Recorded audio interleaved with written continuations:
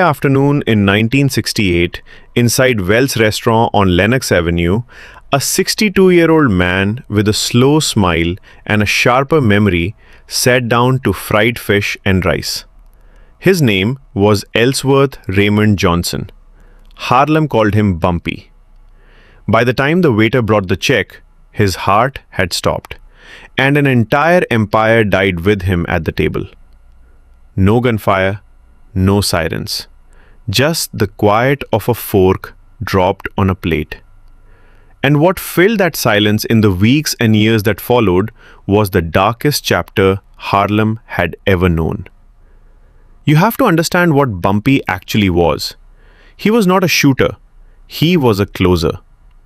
For 30 years, he kept the Italian mafia out of Black Harlem, kept the numbers rackets off the corners, kept the police paid and the preachers respected, and kept the street quiet enough that a grandmother could walk to church on Sunday without seeing a body. He held it together with charm, chess moves, and a phone in his pocket that could ruin a man's week in one call. 5,000 people came to his funeral. The line stretched for blocks. They came because they feared him, yes, but also because the alternative to Bumpy was chaos, and everyone in Harlem had seen chaos before. But Bumpy was 62. His heart was failing. He was already under federal indictment for drug conspiracy. He knew what was coming if he went to prison. So instead, his heart gave out at Wells on July 7th, 1968, and Harlem woke up the next morning without a referee. Now here is where the story takes the turn nobody talks about. Within months, the heroin started arriving in suitcases from Southeast Asia. It came labeled as canned goods, packed into the coffins of dead American soldiers, smuggled onto military flights returning from Vietnam. And by 1972, two names had risen to fill the vacuum Bumpy left behind. The first was a smooth-talking hustler from Harlem projects named Leroy Barnes. They called him Nicky. Within 4 years, he would preside over a group called the Council, 7 men running Harlem's heroin trade like a corporate board of directors, dividing the streets into territories, taking $1 million a month, and earning the nickname Mr. Untouchable because he slipped every prosecution like water through fingers. He wore mink in court.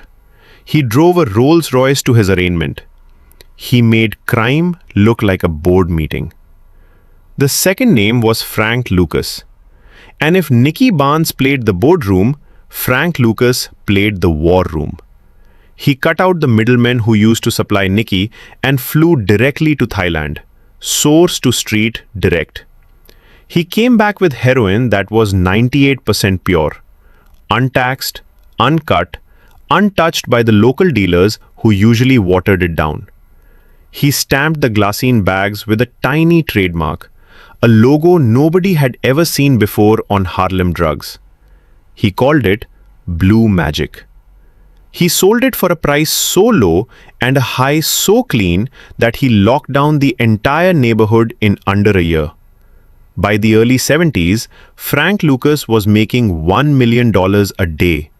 Some days two. He wore a full-length chinchilla coat to a boxing match at Madison Square Garden and sat behind the fighter. Which is why the whole world later saw him in a movie and thought they knew his story.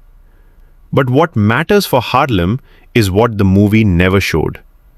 Because every bag of blue magic that crossed a Harlem doorstep did not just make Frank Lucas richer. It made somebody a corpse. By the mid-1970s, the New York City Health Department was logging more than 650 heroin-related deaths a single year. A generation of teenagers dropped out of school and into the pipes. Brothers turned against brothers over an empty bag.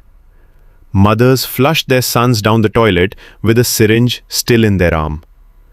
The council infighting got so bad that Nicky Barnes was shot 9 times outside a social club and survived only because he was wearing a bulletproof vest. Then kept running.